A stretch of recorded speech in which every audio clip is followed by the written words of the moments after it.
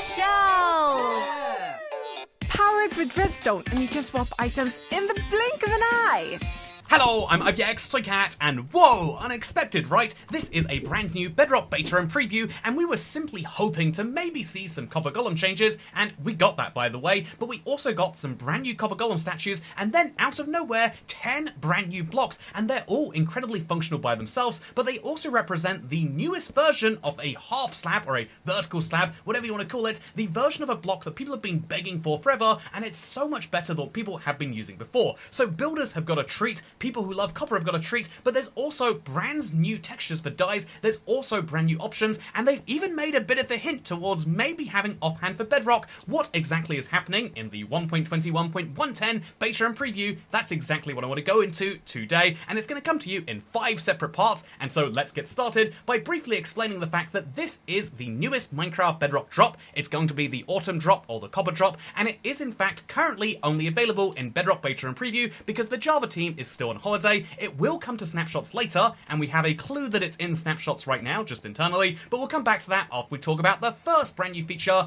It is the Copper Golem. So the Copper Golem has had an update, and some of those updates are just basic quality of life things. So if I give this Copper Golem a totem, for example, previously if he was holding a totem, and then let's say he met an unfortunate fate, he would just immediately go into a weird trance-like state and stop working, but now he will survive it, and he'll be very, very happy about it, which is nice. Also, if he oxidizes, instead of like before where he just changes color and nothing else happens, if he fully oxidizes, he'll eventually turn into a statue. Now this is fun because these statues come in all of the 4 variants, and if you wax a statue all the way from fully oxidized back up to life and then a bit more, you can bring him back into fashion, which means that what you can do, or back into order here, which means that what you can do is you can actually take your copper golems, and there's a reason to oxidize them, and crucially it means that they're not going to work forever by themselves. You do need to give them a little bit of an axing every now and then, or you could obviously give them a honeycomb. The other fun thing about this is because copper golems have different statue poses and also different statue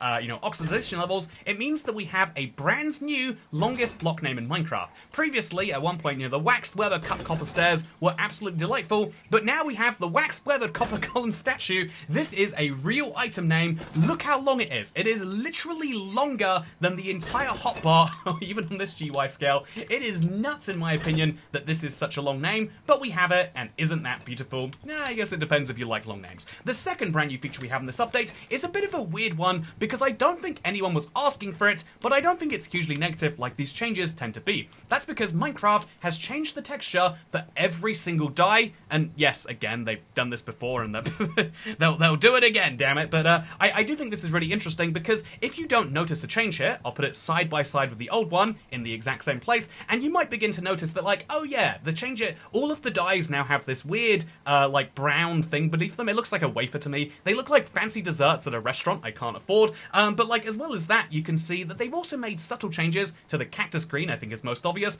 and then also all of the dyes that currently are just a big blob together. I think pink, purple, and magenta are the biggest examples when you see them side by side. They now have unique textures, so that if you were viewing Minecraft in black and white because you have a TV from the 60s, or because you're colorblind for accessibility, you'll now be able to tell that this is pink and this is blue without having to ask someone who has vision or having to read the name itself, which is in theory a big upgrade. And so yeah, I think that this is largely a positive change. I don't understand why they all have this brown wafer below them. It doesn't make a lot of sense to me. Is it meant to be like a painting easel or something like that? I don't know what it is, but it's very, very strange if you ask me, and it is a thing which is in the newest beta and preview. But do you remember how we were talking about how this is on Java right now? Well, on Java, literally last year, they added a brand new texture for the redstone torch. This is how the redstone torch looks in current versions of Minecraft Bedrock, and you can even see it in my screenshot from before, but when Minecraft advertised this update, they advertised it with the brand new redstone torch texture, which means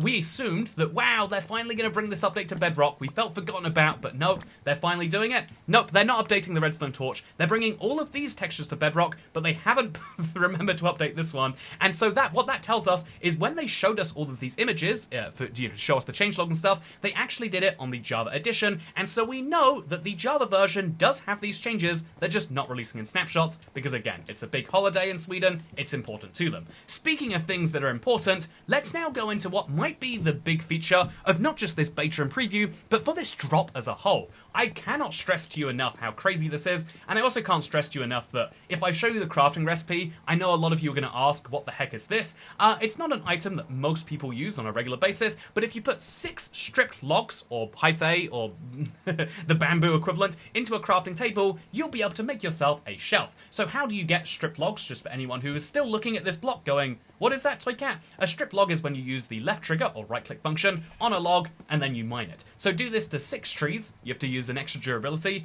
and you'll get yourself enough wood for a shelf. But what does a shelf do? Great question. So I assumed at first a shelf would be just exactly like a bookcase, but for items. This is, as you can see, how I'm using it right here, but there is a crucial piece of information, which is that shelves by themselves are just decoration. You need to redstone power them to turn them on. When they look like this, they're not usable. When they look like this, they are. And when they're usable, this is what happens. I'm going to use my left trigger, right-click functionality, and I'm going to put the free items from that section of my hotbar into it, and then if I left trigger again, I can grab them out. You can do this with different parts of your inventory if you have a long enough one of these. So here is, as you can see, it's a collection of 3 of these in a row, because fun fact, you can get these in every single wood type, and also you can get them in 3 variants, 1 together, 2 together, 3 together, but seriously, every single wood type you're seeing right here has a version of the shelf, so that is, I said 10 new blocks, but that's 12 new blocks. Plus all the dyes, plus the copper golem statues that are lightly weathered. But yeah, if we take a little moment, you can see that if we power these, like we can do right here, then I can put 9 separate items on there. And yes, that means for the first time, we have an inventory storing item. This is crazy, and what's crazier about it is it will store even entire stacks. And so what you could do, hypothetically, is if you have 2 of these, like I actually do right here, you could store all of your items here. Actually, this one isn't working quite like I expect. You can put all of your items down onto one of these, and then if that works just fine, which it won't, I guess because they're different colors next to each other. But if we, what we can actually do is we can have a set of items specifically reserved for, let's say, combat. I've got a set of gear that I use only when I'm traveling around, and I could put these items in an item frame, and then when I want to switch from my regular stuff, which is my stone enchanted tools that I use for the flex sake of these videos, I could just switch them in and out. Look how incredible this is. You could have a set of gear that is for defeating the Ender Dragon or going adventuring. You could have a set of gear that is for exploring. And then you'd have a set of gear that is just, you know, your flex armor you wear on a day-to-day basis. Or you could indeed just say, yeah, there are things that you need that aren't essential for all the time. I store them in here for later use. But the ability to immediately grab 9 items at a time, this is incredible. This is nuts. I cannot get over this. And this has an extra benefit, by the way. Welcome back, Tough Golem. This is basically a way to have items be on display. Even if I, you know, like, because right now I've just got 3 of these together. If I want to just display my cool items right here, I can just put them in if I want to. If I wanted to just display my favorite items on my hotbar right now, I could just, so I've got to put them in my farthest right. If I've got these stone enchanted tools and I'm proud of them, I could just use them solely as a display. Look how nice that is. I mean, it's a bit weird that the sword pixel peeks off, but yeah, this means that you can store 9 stacks of items in a very easy way, and although it requires redstone power, so it's not massively early game, it's easy enough to power these with redstone if you want to. And oh, you can, if you turn off the redstone, then you can grab them individually, but not together. So there's something fun that you might not have known, and I do think that even though this is the big thing to me, I've been trying recently something called empathy. You should give it a shot sometime if you haven't. But it's basically, even though I'm not the sort of person who has ever asked for a vertical slab in Minecraft, it's the closest thing that Minecraft has right now. This is a trapdoor, and obviously some trapdoors don't have holes in, but most of them do.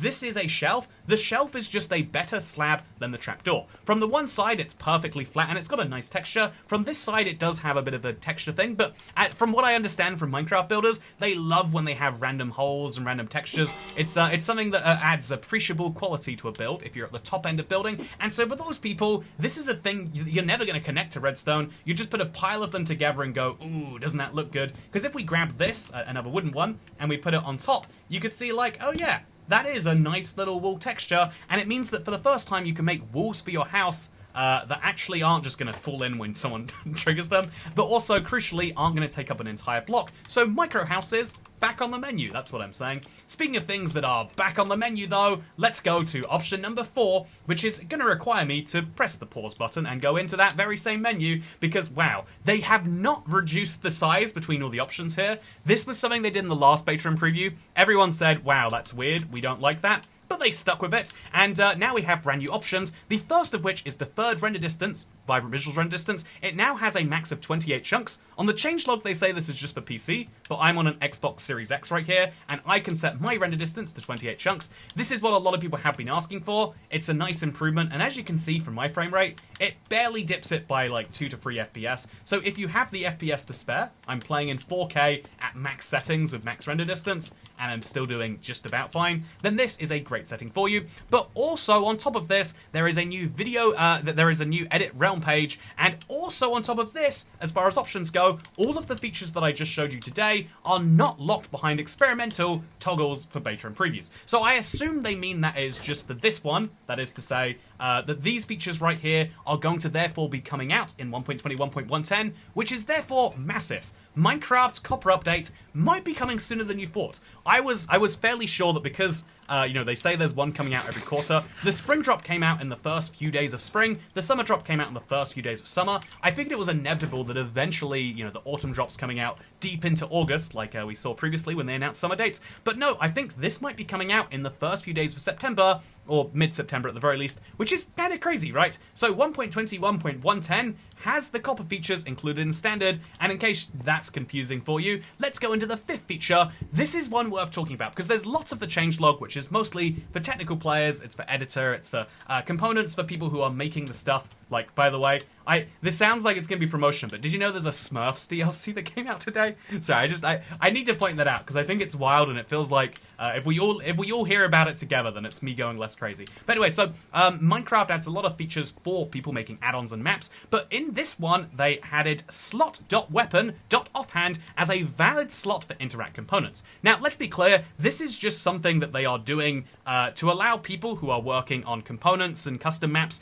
to be able to use your offhand slot. Right now, you can put a shield in there, you can put a map in there, you can put like a Nautilus shell and arrows, you can put like 7 items in there, but now custom maps will be able to register any item that is in there if you want to use it. In other words, that means that custom item slots are going to be coming for certain maps, and as we've discussed recently, before they made the Happy Ghast in the main game, they allowed it to be done for creators. Before they made new wolf sounds and new leash sounds, they put them in the creator betas, and so I would suspect that somewhere before the end of the year, we'll see some progress on offhand coming to Bedrock. Is this going to be the best year for parity and the best year for updates in a while? Well, that's actually where I want to leave this one, because I have to say, the conclusion of this update so far is, yes, it's amazing. I think there's good news and bad news overall, though, because 1.20, 1.100 is finished and should be coming out soon, but it's going to be a weird update with just a few bug fixes, the big one to vibrant visuals, a really, really strange one to your menus, and it's going to be quite a weird update coming out in the next few weeks. And then we have what I think is a very much the opposite of what I was expecting. I figured that we would be waiting a very, very long time for this update, or at least longer than normal, because the summer break was going to cut into it, but instead the summer break is going ahead as planned, and therefore, for the Java team to actually catch up, assuming there is any catching up to be done, that might mean that this is the smaller drop of the year so far. But with that said, we're a month in and we've seen so much, and isn't that incredible? I think that what we've seen so far is absolutely wild, and I'm excited to see what comes next. But I'm also excited to say, ooh, this is kind of crazy, right? Making a little army of copper golems right here. I'm also excited for everything else in this, and I think that my only complaint so far in this preview would have to be the fact that it is a very odd collection of features, and that it's not very well telegraphed as to when they'll actually be coming. Minecraft released the, they said it's out right now at like 5 PM today. It's now like 8:30, so it's kind of hard to like actually know when something's coming out. And also, they use marketing images from Java, despite the fact that it's not out there. or maybe they use features that are on Bedrock but only in their weird versions. There's a few little issues of communication in this one, but in general, I'm very, very happy with how this drop is going, and we are in the good season for Minecraft drops, because literally next week, anything could happen. It could be 2 bug fixes, it could be a brand new feature, and now that the shelf has come here, we know that we literally can't predict what's coming next, and that is actually awesome in a way. Anyway, thank you very much for watching, I hope you all enjoyed, and I look forward to seeing you for more 1.21.110 betas starting next week. Thank you, goodbye.